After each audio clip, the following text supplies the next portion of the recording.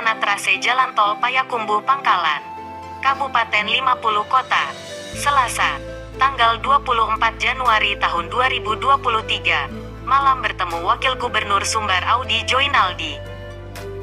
Mereka menyatakan setuju pembangunan jalan tol dan mendukung. Syaratnya, semua pihak melakukan proses secara transparan dengan prinsip ganti untung.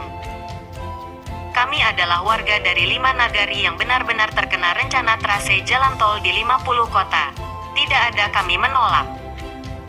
Kami mendukung rencana pembangunan jalan tol.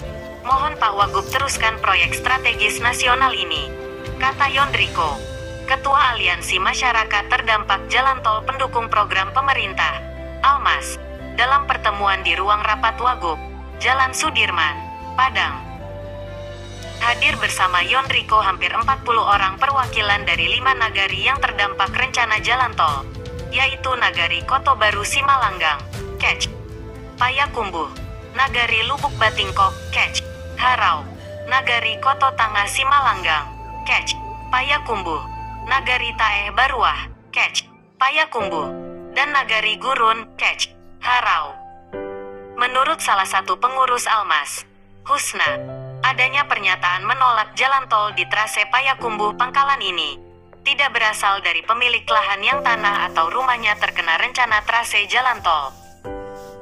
Sebagai contoh di Nagari Kotobaru Simalanggang, lahan yang terkena rencana jalan tol berjumlah 44 bidang di 2 jorong, yaitu Jorong Kotobaru dan Jorong Tabek Panjang.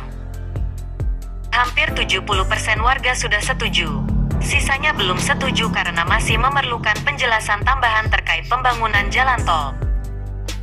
Di 5 nagari yang dilalui rencana trase tol ini, diperkirakan ada 267 bidang tanah yang akan terkena pembangunan jalan tol, yang terdiri dari bangunan rumah, lahan pertanian dan tanah kosong.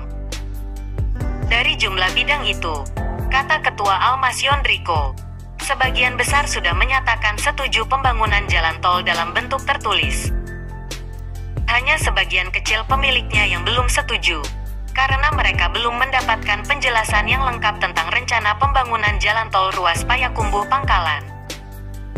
Kami keberatan dengan adanya pernyataan sekelompok orang yang mengatasnamakan warga terdampak yang menolak pembangunan jalan tol di trase Payakumbuh Pangkalan ini.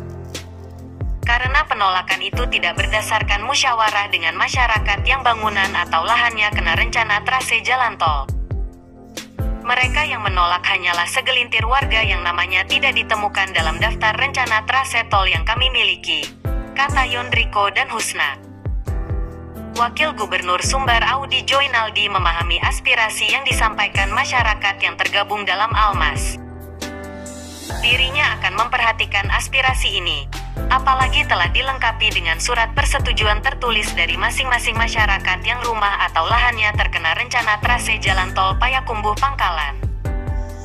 Aspirasi dan bukti-bukti tertulis ini akan menjadi pegangan Pemda 50 Kota dan Pemda Sumbar untuk disampaikan kepada Kementerian PUPR di Jakarta, kata Wagub Audi Joinaldi yang didampingi staf khusus tim percepatan lahan jalan tol DRS, Syafrizal Ucok, MM Datua Nan Batuah.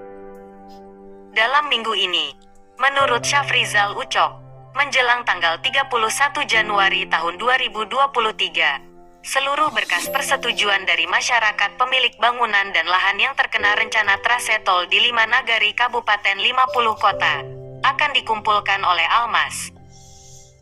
Nanti berkas-berkas dari Almas akan disampaikan kepada Gubernur Sumbar melalui Bupati 50 Kota, untuk kemudian diteruskan kepada Kementerian PUPR di Jakarta, kata DRS.